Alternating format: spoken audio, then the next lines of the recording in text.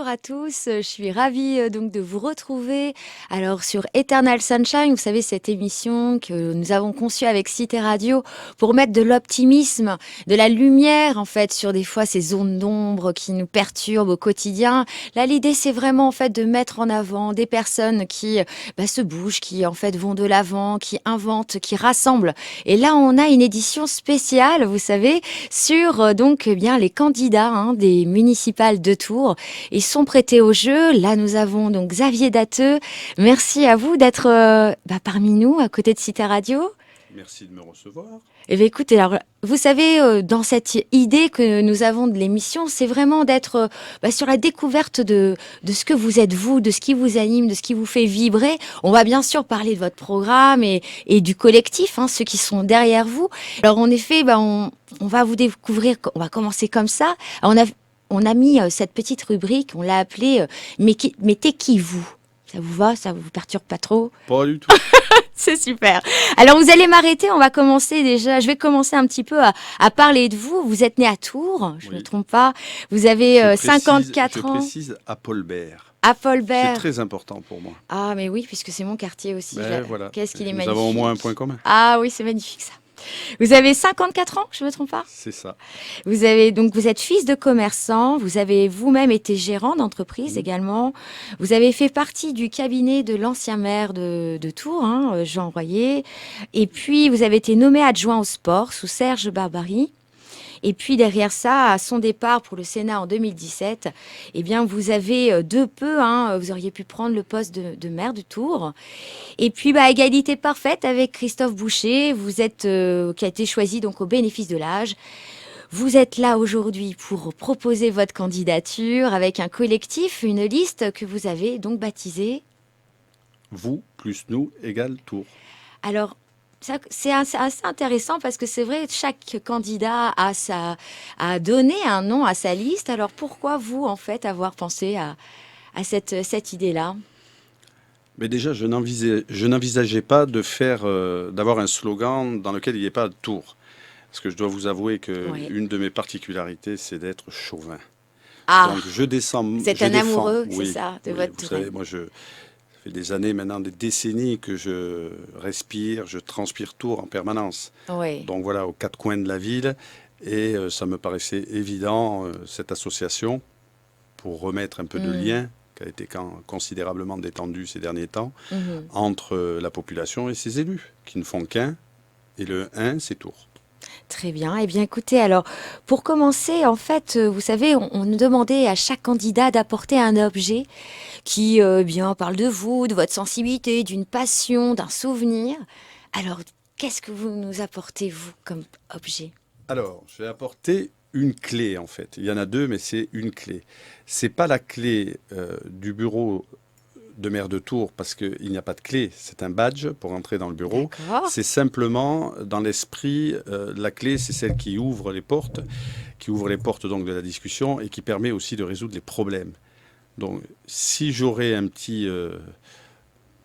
petite rigolade à faire, je pense être la clé de la réussite pour Tours et surtout la clé pour réduire les problèmes de Tours. Eh bien, écoutez, mais c'est assez beau. Vous savez, il faut de l'ambition et c'est point de départ de toute façon pour tout maire. On va revenir un peu sur vous.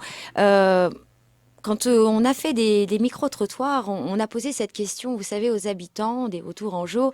Mais si vous étiez maire, qu'est-ce que vous feriez? Et alors souvent, le point de départ, c'est j'aimerais pas être maire. Parce qu'il faut des grandes qualités derrière et des compétences. Alors moi, j'aimerais en fait, savoir ce que vous aimez de chez vous et qui pourrait être finalement une qualité clé pour le coup en tant que maire. Alors, permettez-moi de revenir sur la première partie de votre question. Il y a une sacrée différence d'être maire d'une grande ville et maire d'une petite ville ou dans le rural. Oui, j'ai beaucoup de respect pour les maires ruraux parce qu'ils sont tout seuls. Ils n'ont pas de service. À Tours ou dans les grandes villes, vous avez de la chance d'avoir des services extrêmement compétents. C'est vrai c'est un homme à tout faire. Voilà, qui vous aide à la prise de décision et qui vous accompagne dans la résolution des projets que vous avez. Ensuite, qu'est-ce qui me pousse à être maire de la ville ? Bien évidemment, c'est parce que je connais cette ville, j'ai la prétention de connaître cette ville sur le bout des doigts. Une Mhm, ville, c'est une entité. C'est une entité qui se pose sur beaucoup de problématiques et mhm, chaque décision que vous prenez quand vous êtes maire, c'est un peu l'effet papillon. Vous impactez sur d'autres choses derrière, donc il vous faut une vision globale de la ville, mhm, des dossiers aussi, qui sont tous transversaux. Et par exemple, moi, je n'ai pas de priorité. mhm. Dans ma campagne, je n'ai pas posé la priorité, c'est la sécurité, ou la priorité, c'est l'urbanisme, ou c'est ceci, ou c'est cela. Non, la priorité, c'est la ville. Oui. Vous savez que pour aimer en fait et aider les autres, il faut savoir s'aimer soi-même. Alors moi, j'aimerais savoir qu'est-ce que vous aimez chez vous, Qu'est-ce que qui j'aime vous chez moi? caractérise, qui vous peut-être vous amène aujourd'hui à être là devant, face à moi, et que vous proposez en tant que mère. Qu'est-ce qui fait que, qu'est-ce que vous pourriez Je nous dire m'aime déjà. là-dessus? Mais Je vous avoue que je m'aime déjà. c'est un indispensable, hein, Voilà, vous savez. c'est quelqu'un qui va vous dire je n'aime pas ça ou je ne m'aime pas. Je pense que d'abord, il ne faut pas qu'il fasse de politique.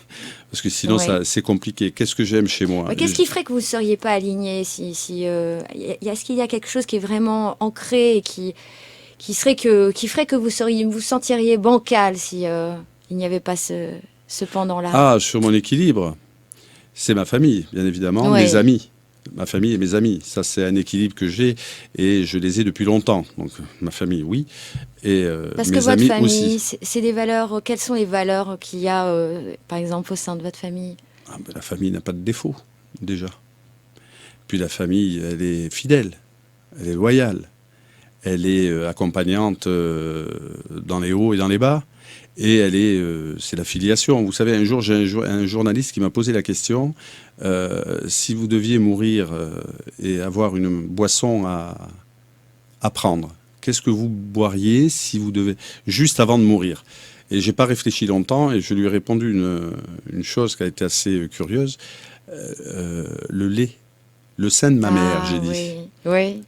Voilà. Vous êtes vraiment, en fait, oui. Quand on parlait, en effet, ce côté loyal, fidèle, c'est qu'en effet, il y a vraiment, en fait, une appartenance, en fait, je dirais des racines, en fait, fortes Oui, tout à fait, de l'amour, du tout respect, à fait. qui sont, en fait, vraiment ancrées. Donc, vous pourriez, en fait, vous dire que si vous n'aviez pas ça, vous ne pourriez pas même Ben, être aujourd'hui ce que vous êtes. curieusement, j'aurais tendance à vous dire que le parallèle après les amis, très sincèrement, et je ne le fais pas par fioriture, c'est la ville de Tours. Et comme vous l'avez entendu probablement, j'ai un petit accent méridional qui revient de Ah, j'adore. C'est l'époque, très chantant. l'époque où j'étais dans le Midi. Et je me dis que quand quelqu'un comme Nougaro est capable d'écrire une chanson comme Hmm. Toulouse, sur quelque chose d'immatériel, une ville, c'est pas de l'amour avec un homme ou une femme, etc.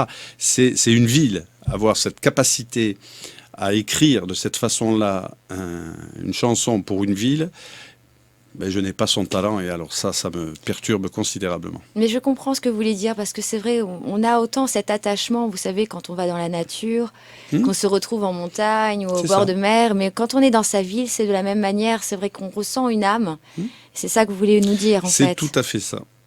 Alors maintenant, nous allons en fait écouter des Tourangeaux qui,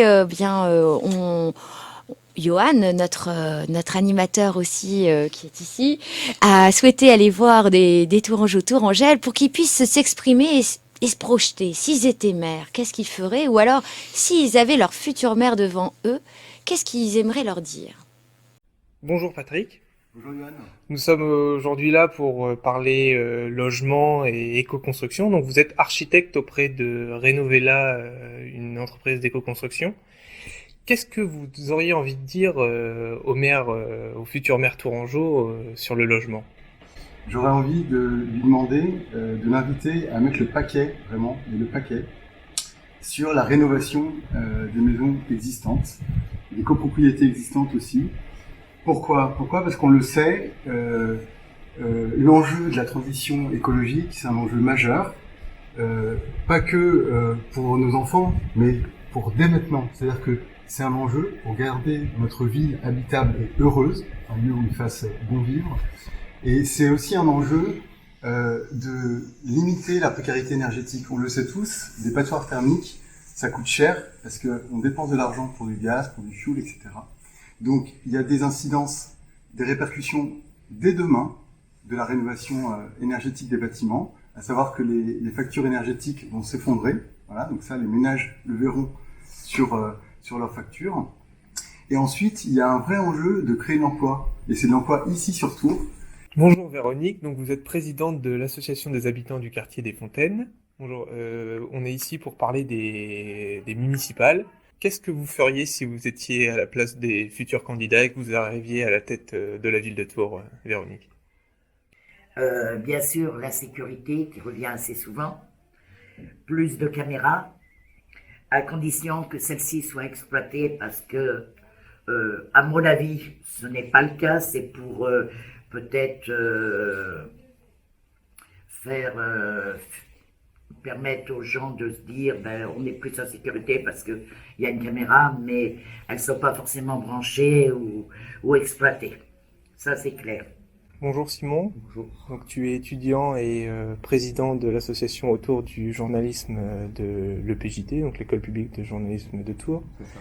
Est-ce que on est là pour parler des municipales. Toi, qu'est-ce que tu voudrais dire au maire si tu l'avais en face de toi? Déjà, le premier point que j'aborderai, c'est fil bleu, parce que ça dépend de la métropole et de la municipalité. L'un des défauts qu'on a avec fil bleu, c'est qu'aujourd'hui, il propose un tarif étudiant qui est déjà un peu élevé à mon avis, et surtout qui ne dépend pas du statut, mais ça plutôt de l'âge, puisque si on est étudiant et qu'on a plus de 27-25 ans, on ne peut pas avoir le tarif. Ensuite, ce que je ferais, c'est augmenter aussi la fréquence des bus vers l'extérieur de la métropole, parce qu'ils sont très limités. Et je proposerais aussi un service de nuit, même s'il est très léger, au moins un bus par heure, pour éviter que les personnes qui sont dans l'hypercentre aient besoin de marcher parfois 30 ou 40 minutes pour rejoindre l'extérieur de la ville ou leur logement. Bonjour, nous sommes aujourd'hui chez Valérie Noula, coprésidente des Vitrines de Tours. Bonjour Valérie. Bonjour. Donc nous vous faisons intervenir en rapport avec une émission sur les municipales. Valérie, qu'est-ce que tu ferais si tu étais maire à la place de Monsieur Boucher actuellement? Alors compliqué, j'aimerais pas être à sa place, mais effectivement peut-être avoir un développement et une communication plus importante au niveau des commerçants, un développement. Alors c'est vrai que les commerces en centre-ville perdent du flux, c'est ce qu'on remarque, mais effectivement on s'aperçoit quand même que les Français ont un attachement fort pour leur centre-ville. Donc effectivement, avoir un équilibre entre les zones périphériques commerciales qui s'installent à l'extérieur des centres-villes, avoir un équilibre pour ne pas perdre ce flux de consommateurs dans les centres-villes. Mettre en place effectivement une proposition, un équilibre entre les piétons, l'automobile et les transports en commun. Entre ce que vous avez pu entendre, un citoyen qui était vraiment là, architecte, qui était dans cette envie de faire passer ce message de l'éco-rénovation avec cet enjeu quand même de santé et aussi d'économie, d'écologie, puisque ces maisons passoires, c'est quand même, il y a vraiment là des priorités à poser derrière ça. Et puis il y a aussi, vous avez entendu, la commerçante qui est aussi des Vitrines de Tours, qui elle semble demander plus de communication, d'envie de ramener en fait cette dynamique dans le centre-ville et pour les commerces. Et puis l'étudiant sur la mobilité, fil bleu. Et enfin, nous avions cette habitante du quartier des Fontaines qui, elle, parle de sécurité et de mobilité et de propreté. Alors, sur ces 4 témoignages, spontanément, sur lequel vous aimeriez rebondir sur les différents sujets qu'on a pu là entendre? Je suis fidèle à ce que je vous ai dit tout à l'heure. Ce sont 4 problématiques de la ville qui font partie des priorités, bien évidemment, d'une ville. Les 4 sont intéressants, bien évidemment. Sur la rénovation urbaine, oui, il y a 2 bailleurs sociaux à Tours qui sont municipaux, qui sont gérés indirectement par la ville, qui ne font pas le travail aujourd'hui. de la réhabilitation dans les appartements, dans les quartiers prioritaires. Et quelles sont les causes? Est-ce que vous connaissez les facteurs? C'est budgétaire? Parce que ce n'est pas fléché par le maire qui est à la tête de ces ou l'adjoint, ce n'est pas fléché. Vous avez Tour Habitat qui a des réserves de 35 millions d'euros. Je pense qu'avec Tour Habitat, on peut rénover un peu plus les habitations, les logements. Et il a tout à fait raison. La finalité de ça, c'est quoi? C'est de baisser la facture énergétique pour les foyers. Et je peux vous garantir que ne serait-ce que 20 euros de moins par mois pour des gens, c'est important. Tout à fait. Donc ça, c'est une priorité que j'ai inscrit d'ailleurs dans mon projet sur orienter la politique des bailleurs sociaux sur justement beaucoup plus de réhabilitation. Le pourcentage actuel n'est pas satisfaisant. La sécurité, ça passe évidemment par des caméras. Les caméras, c'est pas ce qui fait forcément le plus d'efficacité, mais au moins ça donne le sentiment ça ne donne pas le sentiment d'impunité, parce que vous pouvez avoir des poursuites pénales derrière. Donc au moins ça sert à ça. Mais encore une fois, c'est un peu lié avec le premier sujet. Quand vous habitez dans des quartiers qui sont compliqués, puisque la dame parlait des fontaines, où l'habitat n'est pas respecté, ça ne n'encourage pas. Vous ne donnez pas le sentiment de considération à la population. Ils rentrent dans des logements ou dans des accès au logement qui ne sont pas terribles. Quand vous faites de la rénovation, que vous rentrez dans un appartement qui est propre, avec des accueils, des accès qui sont propres, vous avez quand même le sentiment de considération et de respecter un peu plus. L'étudiant, sur sa mobilité, parlait de fil bleu, sur les tarifs et le fait d'étendre des horaires et voir des bus aussi de nuit pour éviter, c'est vrai, pour ceux qui... C'est peut-être pour rentrer de la place Plumereau. Mais ça peut être assez intelligent. Je ne sais pas si vous connaissez Montpellier. Mais Montpellier, c'est vrai qu'ils ont été très intelligents parce que derrière ça, c'est vrai qu'ils ont investi, mais en même temps, eh bien, il n'y a pas eu autant, une baisse forte de décès, d'accidents. Bien sûr. Donc, est-ce que ça, ça fait partie Je pense aussi, qu'il y a des populations. Moi, vous savez, je réagis globalement. Il y a des populations qu'il faut particulièrement préserver. Et les étudiants à Tours, bien évidemment. 30 000 étudiants, on veut aller jusqu'à 50 000, ça va modifier un petit peu le flux, et beaucoup même. Faut y être attentif. Sur la tarification, il faut être attentif aussi. L'exemple qui dit qu'à partir de 25 ans, on n'a plus droit aux abattements classiques, voilà, c'est pas une bonne solution. La bonne solution, c'est de considérer simplement quelqu'un qui est étudiant. Voilà, parce qu'il y a des études longues, il y a des études courtes, mais vous avez des étudiants jusqu'à 28 ans, il est étudiant. Donc s'il doit y avoir des tarifications exceptionnelles, il faut mettre des tarifications exceptionnelles. Est-ce que vous avez été au devant d'ailleurs des étudiants dans cette réflexion, vous, de votre programme Comment vous avez en fait procédé d'ailleurs? Est-ce que vous avez je ne suis pas rassemblé des habitants? Comment vous avez mené en fait s'il y a eu une participation à la réflexion? Quand vous êtes tous les jours dehors avec des milieux associatifs, puisque c'est une de mes délégations au département, le monde associatif, je pense que vous avez largement le temps de prendre le pouls de la population sur tous les secteurs. La coprésidente des vitrines de Tours, ça c'est un sujet très impactant. Et pour le symbole, et ce n'est pas un symbole, si je suis élu, l'adjoint ou l'adjointe sera adjointe au commerce, à l'artisanat, à la circulation et au stationnement. Parce qu'il faut bien se dire que c'est un sujet majeur. Si on met dehors les voitures d'un centre-ville, on détruit l'activité commerçante d'un centre-ville. J'invite vos téléspectateurs et auditeurs à regarder ce qui s'est passé à Grenoble. Monsieur Piolle, maire de Grenoble, vert, moins 40% d'activité commerciale en 6 ans sur le centre-ville, et tous les ans, plus 7% d'embouteillage. D'accord. Le tout vélo ne fonctionne pas. Il faut remettre à plat. On va arriver au bout, puisque vous êtes sur 3 ans, on va arriver au bout. Il va falloir descendre considérablement la tarification, modifier peut-être, faire des zones bleues de stationnement, où on peut remettre ce qu'on appelait des disques, ce qui permettrait d'alléger à certains endroits la circulation. Mais il faut surtout revenir sur la tarification. Faut pas critiquer cette société. Cette société fait ce pourquoi on lui a donné l'autorisation de le faire avec des tarifications qui ont été acceptées. On le sait tous, Tourangeau, Tourangelle, que le stationnement, c'est aussi une entrée d'argent pour la ville. pour la métropole maintenant. Enfin, il y en C'est a pour une la partie, métropole. une partie qui est reversée. D'accord, bah, vous voyez, c'est bon à savoir. C'est très simple. Avant, vous aviez un service qui était géré par la ville. Vous Mhm. aviez à peu près 1,9 million par an et seulement 30% de personnes qui payaient le stationnement. Aujourd'hui, on est à 80% et on est à plus de 5 millions d'entrées D'accord. d'euros d'argent sur le stationnement. Après, si tout va sur la voirie, c'est déjà ça. C'est déjà ça. Mais la tarification qui est aujourd'hui n'est pas acceptable. Ce n'est pas Je possible. pense qu'en effet, enfin, ce que moi j'ai Voilà. entendu Non, mais des c'est- commerçants, c'est non. que c'est quand même un frein. Et même ceux qui viennent, qui auraient Bien plaisir sûr. à venir, c'est vrai que ça Bien reste sûr. quand même assez coûteux. Alors, je vois l'heure qui passe. Donc, ce que je vais vous proposer, c'est maintenant de tirer au sort. Parce que l'idée pour nous, c'était, ici vous avez les publics, ici vous avez des items. Et l'idée, c'était de montrer un peu, vous montrer des axes forts de votre Allez. programme par ce biais-là. Donc, c'est au hasard. Les personnes en situation de handicap.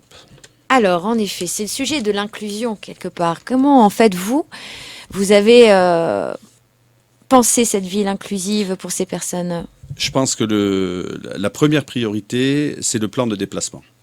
Mhm. Il faut regarder secteur par secteur sur le handicap. Vous savez, je suis très, très mobilisé sur le handicap par ma délégation au sport, puisqu'on a développé un certain nombre de partenariats avec des clubs pour aller justement sur le handicap de plus en plus par le sport. Et on a de très très bons résultats au département sur ce sujet-là. Je le Dans fais- une volonté de mixité, ou est-ce qu'on Ah est, non, non, non. on est sur... Là où c'est possible, il y a de la mixité. Là, au maximum des possibilités de mixité, il y a de la mixité. Mais sinon, il y a de telles différences de matériel déjà. Bien Il y a un sûr, matériel oui, oui, adapté, donc ça peut être différent.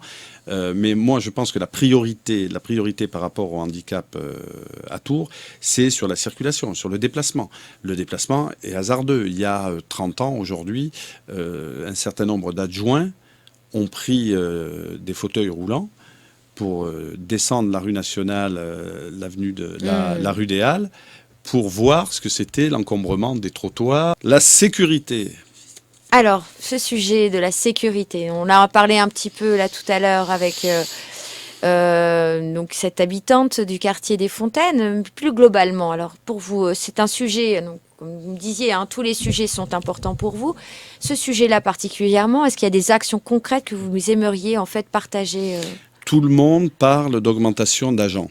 Oui, il faut augmenter le nombre d'agents. Mhm. Aujourd'hui, il n'y en a pas assez. Et il n'y en a pas assez aussi, non pas par le nombre de ceux qui sont sur le terrain. Vous avez un delta, il y a beaucoup d'administratifs, mais il n'y en a oui. pas suffisamment Sur le terrain. pour faire des rondes, etc. Les remettre à pied aussi et en vélo. Il faut restaurer absolument la brigade motorisée. Il y avait une brigade motorisée qui a été supprimée et maintenir la brigade canine, qui est l'objet de flottement de la municipalité actuelle, parce que c'est extrêmement efficace, notamment dans les quartiers, pour poursuivre aussi les gymkhana, par exemple. C'est quand même plus pratique en moto que d'y aller en courant ou en voiture. Gymkhana. Oui, il y a des Qu'est-ce donc gymkhana, il y a connais rien. les rodéos urbains ou les gymkhana. D'accord, Voilà. oui, vous Il y a m'apprenez voilà. un mot. Il y en a quand même pas mal et ça pourrit quand même passablement la tranquillité des Tourangeaux. Mais sur cette délégation, j'ai décidé, si je suis maire, je prendrai cette délégation. Je prendrai 2 délégations directement pour montrer l'implication de la municipalité et du maire, D'accord. qui, somme toute, pour la sécurité, a la prérogative, et sur l'urbanisme aussi, Mhm. pour dire maintenant ça va. Moi, un maire, c'est pas un promoteur immobilier. Un maire, il n'est pas là pour bétonner la ville, il est là pour respecter les équilibres. Et ça pousse de tous les côtés, un peu n'importe comment toujours, sans concertation, et ça, va falloir pacifier un petit peu ça, donc il va falloir reprendre. Donc je prendrai les 2 D'accord. délégations, celle de la sécurité et l'urbanisme, en toute objectivité, et avec un seul mot, c'est qu'est-ce qui est bon pour les Tourangeaux? Pourquoi continuer à construire partout quand on perd encore des habitants à Tours? Ça va en fait me permettre aussi de parler des budgets parce que vous savez un maire il doit porter de l'ambition parce qu'il doit amener en fait sa ville au rang de la ville attractive qui fait bon vivre, qui est dynamique et en même temps il y a aussi cette contrebalance du budget, de la question budgétaire. Donc Johan avait une question pour vous de la rédaction Cité Radio. Bonsoir messieurs les candidats. Nous avons vu dans le point que la ville de Tours est très mal classée au niveau de l'endettement. Comment donc allez-vous gérer cette dette et continuer à garder notre ville attractive? C'est une question fondamentale et ça va recouper avec ce que j'avais commencé tout à l'heure, c'est de dire qu'on ne peut pas d'un côté dire que la ville est fragile financièrement, et c'est vrai qu'elle est toujours fragile par le budget, et sortir le catalogue du Père Noël en période électorale en disant on va mettre 100 millions par là, X millions par ceci, X millions par cela. C'est trouver la juste ambition. Voilà, moi c'est pas la juste ambition, c'est le fait qu'il y a une quantité de problèmes sur la ville qui sont là depuis des décennies, que l'on peut régler à condition de flécher intelligemment l'investissement sur les sujets qui sont problématiques. Et j'invite les gens à regarder les programmes.